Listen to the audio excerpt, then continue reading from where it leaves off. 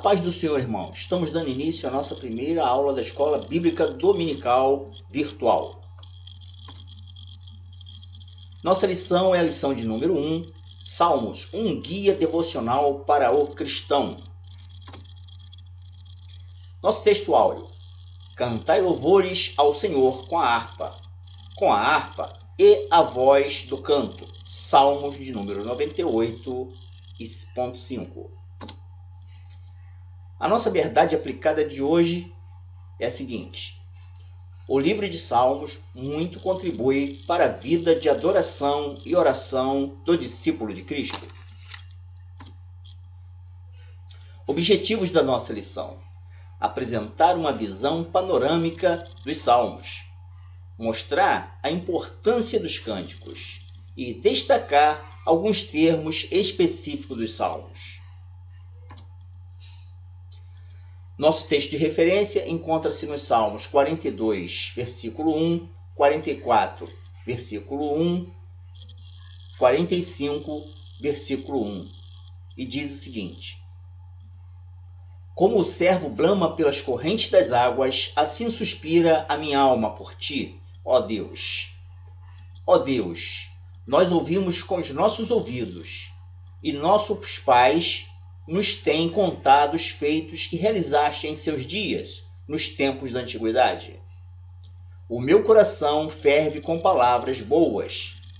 Falo do que tenho feito no tocante ao rei. A minha língua é pena de um destro escritor. Introdução. Segundo o autor, irmãos, é provável que a maioria dos cristãos tenham recorrido ao livro de Salmos em algum momento de sua vida, seja na angústia, na alegria, E a igreja tem se valido dos seus ensinamentos. Portanto, é necessário reconhecê-lo.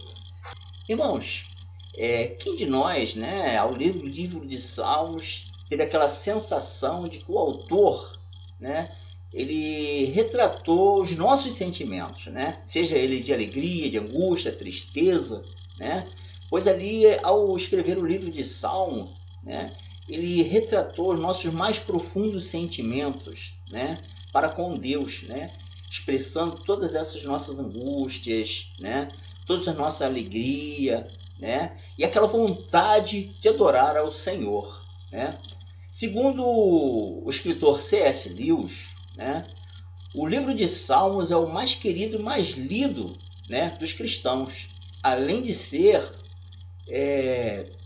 o inário, e livros de orações mais antigo da história cristã.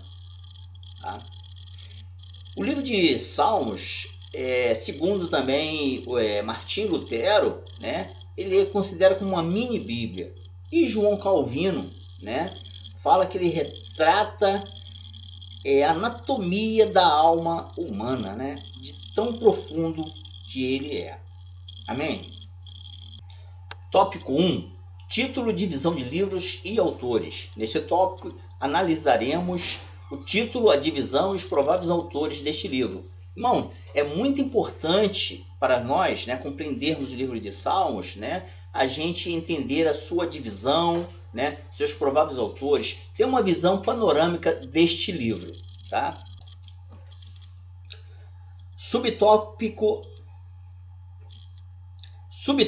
1.1. A palavra terrilha hebraico significa louvor. Por isso, podemos traduzi-lo como o livro dos louvores. Terrilim é o livro dos salmos.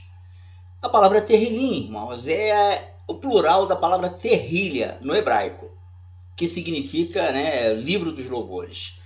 E a Septuaginta, que é a tradução do Antigo Testamento do hebraico para o grego, chamou o livro de Salmos, a palavra terrilim, de Psalterion.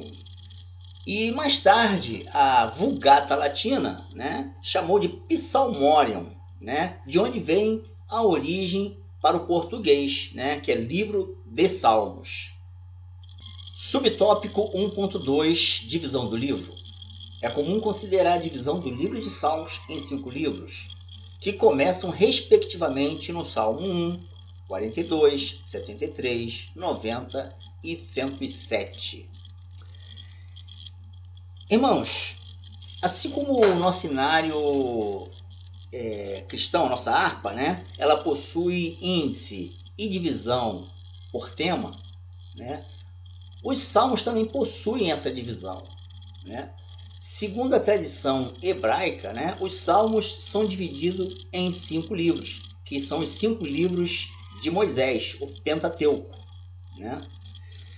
E essa divisão ela é tão impressionante, né, que certos rabinos chamavam de o Pentateuco de Davi, né?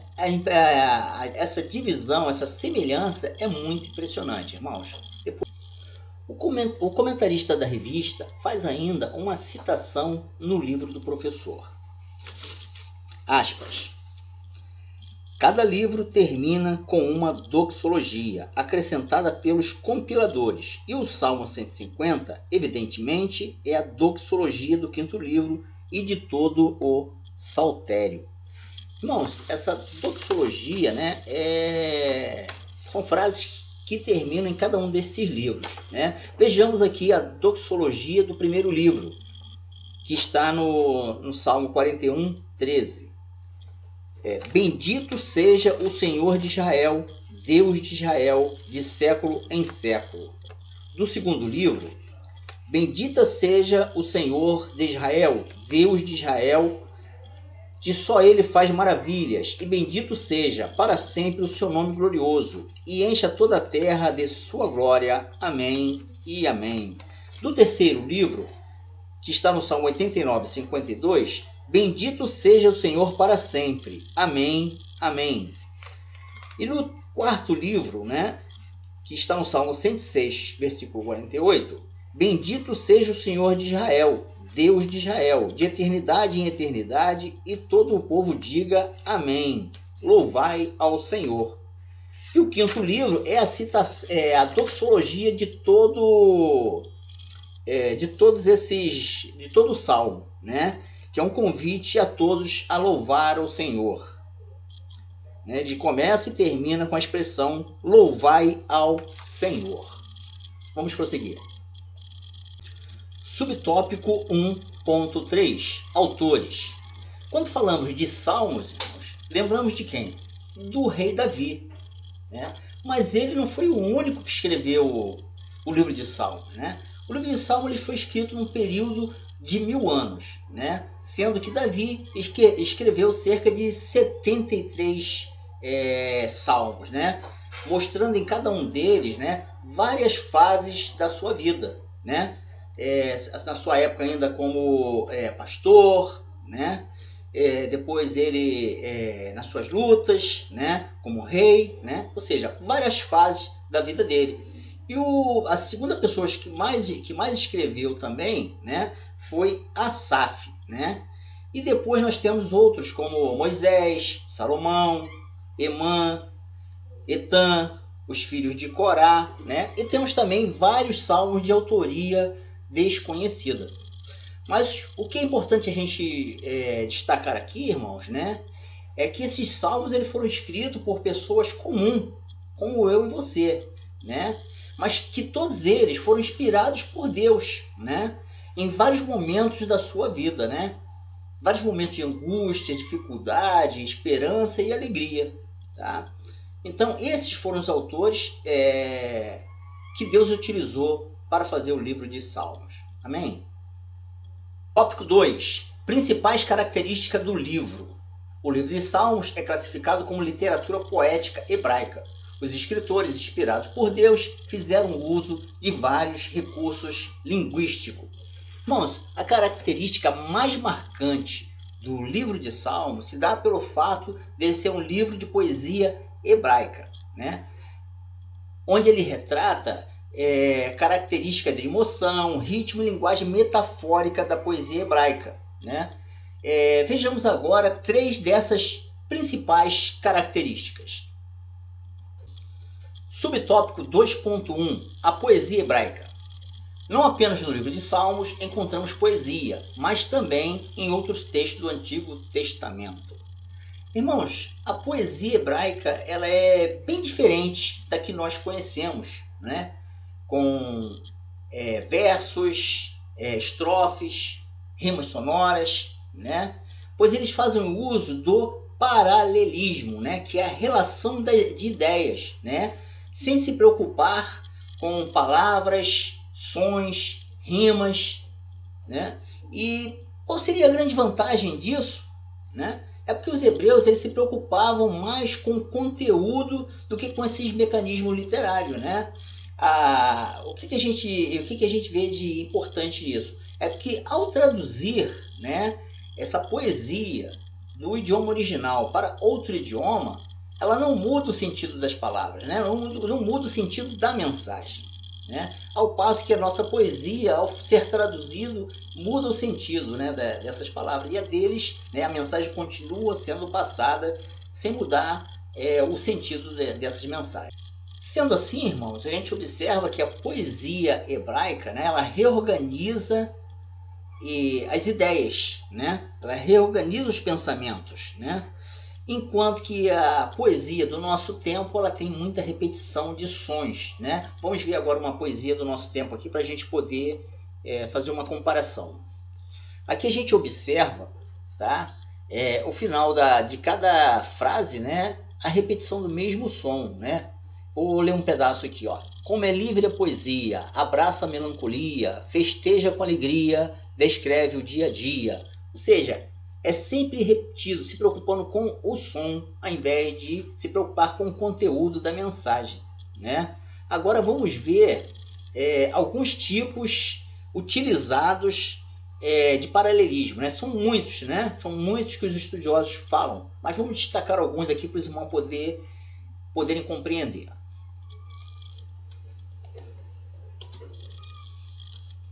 Aqui nós temos o paralelismo sinônimo, né? Ou sinonímico, né? Que é a repetição, né? Repetição da ideia, mas com palavras diferentes, né? Aqui nós temos: livra-me de toda a minha culpa e purifica do meu pecado. Ou seja, a ideia é a mesma, mas as palavras são diferentes. Minha culpa, meu pecado. Aqui embaixo também, né, nós temos: pois eu mesmo reconheço as minhas transgressões e o meu pecado sempre me persegue, né? Então a gente vê que a ideia é a mesma, mas as palavras são diferentes, como aí a gente destaca, né? Minhas transgressões, meu pecado. Esse conteúdo está dentro do Salmo 51, nos versículos 2 e 3, tá? Vamos ver outro exemplo. Aqui ainda no Salmo 51, paralelismo sinônico, né? Nós temos: tem misericórdia de mim, ó Deus, por teu amor, por tua grande compaixão. Apaga as minhas transgressões. Mais uma vez, nós temos a repetição de ideia, mas com palavras diferentes. Aqui nós temos: tem misericórdia de mim, apaga as minhas transgressões. Né? E temos também: por teu amor, por tua grande compaixão. Né? Mesma ideia, palavras diferentes. Agora nós vamos ver o paralelismo antitético, né? Em que a ideia principal, né, é ressaltada por outra ideia introduzida logo a seguir. Né? Vejamos aqui no Salmo 1, versículo 6. Pois o Senhor aprova o caminho dos justos, mas o caminho dos ímpios leva à destruição. Então nós temos aqui ideias contrastantes. Né? Este é um outro exemplo que nós temos. Irmãos, nós temos vários outros também, né? Depois os irmãos pesquisam que vai ver que há uma quantidade, uma variedade, né? Dessas rimas de pensamento. Ok, irmãos? Subtópico 2.2, acróstico. Salmos também contêm poemas acrósticos, em que o conjunto das primeiras letras de cada verso forma uma palavra, ou segue uma sequência alfabética. Irmãos, o acróstico, né, ele é utilizado muito nesses poemas hebraicos, né? E o que consiste? Consiste em formar uma palavra na vertical, né, com as iniciais ou finais de cada frase. Vamos ver um exemplo aqui retirado da internet. Aqui, o que destacamos aqui é a formação da palavra Jesus com as iniciais de cada verso, tá? Agora, a gente trouxe no português, mas no hebraico, né, a formação desses acrósticos é um pouquinho diferente, né? Porque eles utilizam o recurso, né, de usar uma ordem alfabética, né, do idioma hebraico, né? Então ele pega como seria essa ordem alfabética, né? E cada frase, cada verso, né? Ele utiliza essas iniciais de uma ordem alfabética. Nós temos o Salmo 136 e vamos dar aqui o exemplo do Salmo 139, né? Vamos ver aqui, né, no idioma original, irmãos. O Salmo 119, né? Nós temos aqui o Aleph, essa letrinha que está circulada ali, né, a última lá do canto, né, o alfabeto hebraico é da direita para a esquerda e faz o uso de apenas 22 letras, né, que são consoantes, não tendo vogal. Então eles começam aqui com o Aleph no primeiro versículo, né, que para nós aqui na tradução é bem-aventurados os que trilham no caminhos retos e ainda na lei do Senhor. E no versículo seguinte, irmãos, né, ele também tem essa repetição do Aleph, né? E como foi formado esse Salmo 119? Então, o alfabeto tem 22, ele é o maior, né? O alfabeto hebraico tem 22 letras, então ele veio da primeira à última na sequência, né? Em grupos de 8. Então, os 8 primeiros versículos usam o Aleph, né? Os 8 seguintes, o beta, e assim sucessivamente, né? Aqui vamos ver aqui mais uma continuação, né? Uma mudança. Ainda no Salmo 119, né?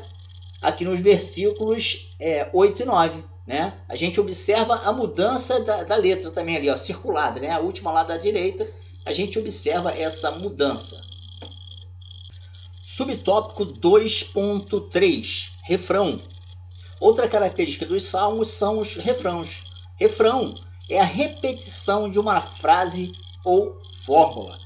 Irmãos, a gente vai encontrar em vários salmos, né, esta repetição de uma frase, né, dentro do salmo. E isso não só tem no salmo, tem em outros textos bíblicos também, tá? Mas vamos aqui ao Salmo 107 para a gente ter como exemplo, né? A gente tem ali nos versículos 6, 13, 19 e 28, né, a repetição da mesma frase, né, que destacamos aqui, ó, no 6 lá.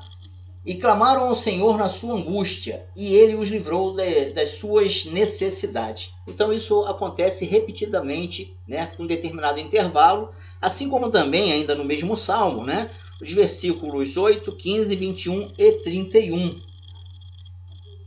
que é a seguinte frase: Louve ao Senhor pela sua bondade e pelas suas maravilhas para com os filhos dos homens. E isso também se repete com determinado intervalo.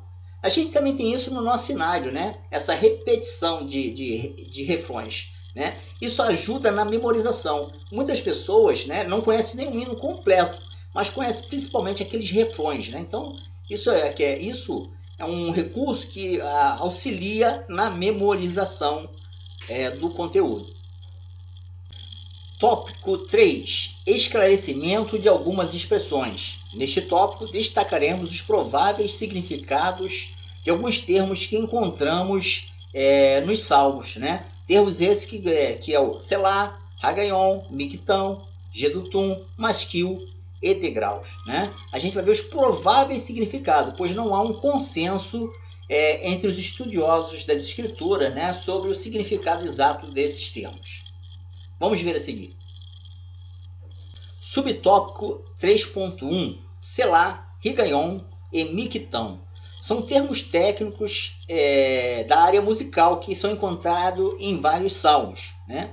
Algumas versões das Bíblias têm esses termos, em outras não. Eu pesquisei em várias versões, nessa aqui, como em algumas dessas outras aqui, né? E não encontrei em algumas dessas versões, tá? Não sei se a versão que os irmãos têm aí vai encontrar.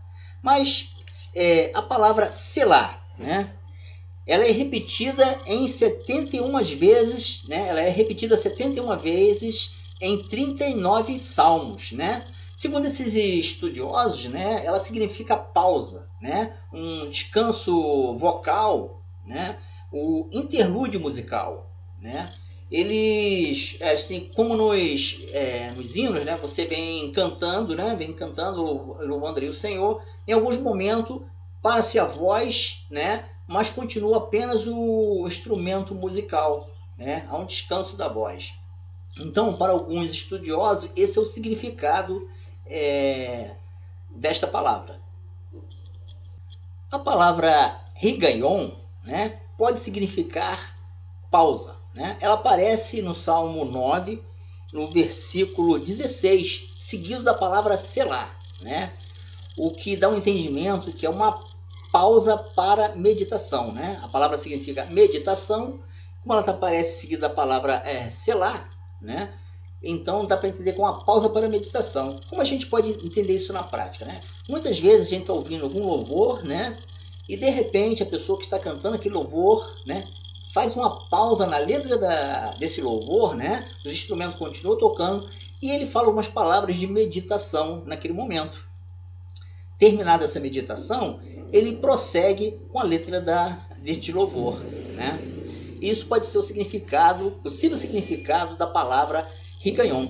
E a palavra Mictão, né, por sua vez, ela se refere a uma oração silenciosa, né?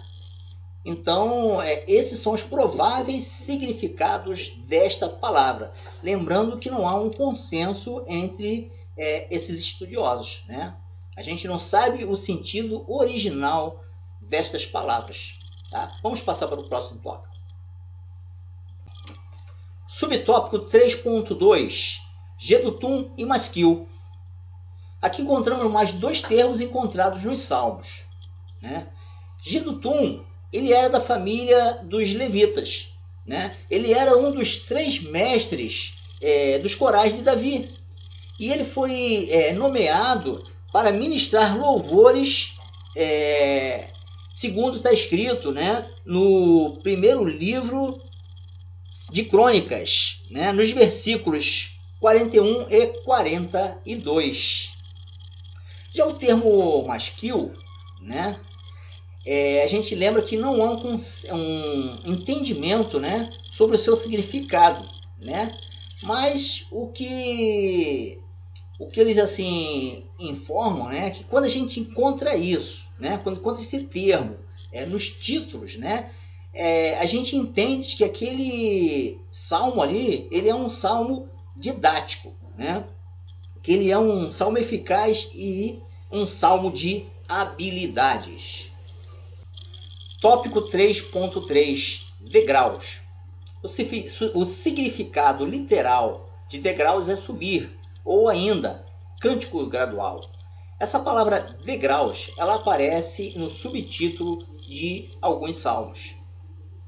O Salmo 120, ele marca o início de uma coletânea de salmos, que vai do 120 ao 134.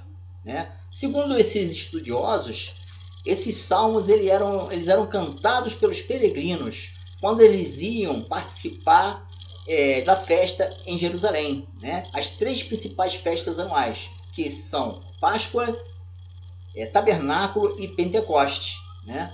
Então, quando eles, independente da posição geográfica em que eles se encontravam, né, eles diziam que estavam subindo para Jerusalém. Então, ao subir para Jerusalém, né, se dirigir para essa cidade, eles cantavam esses salmos, né, que são esses do 120 ao 134. Conclusão. O livro de Salmos é um indispensável guia para o louvor e a oração, tanto individual como coletiva, principalmente nesse tempo de tantas distorções e superficialidade doutrinária expressas em muitos cânticos. Irmãos, estamos passando neste momento, né, uma grave crise na área da saúde, né, que está agravando o nosso município, nosso estado, nosso país, o mundo inteiro, né? E estudar o livro de Salmo neste momento, irmão, vai ser muito gratificante, tá? Pois a gente vai encontrar diversos temas nesses salmos, né, que vai expressar justamente esse momento em que nós estamos vivendo. Assim como o povo de Deus, né? Como esses escritores desses salmos, né? No passado também passaram por diversos problemas e aflições, né? Pensando muitas vezes, será que haverá um futuro, né? Para mim? A mesma coisa nós pensamos nos dias de hoje com essa crise epidêmica que está aí.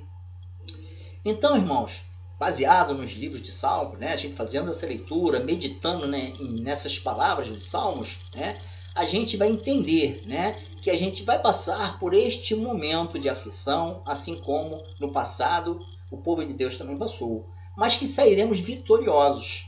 Tá? Deus vai estar conosco o tempo todo.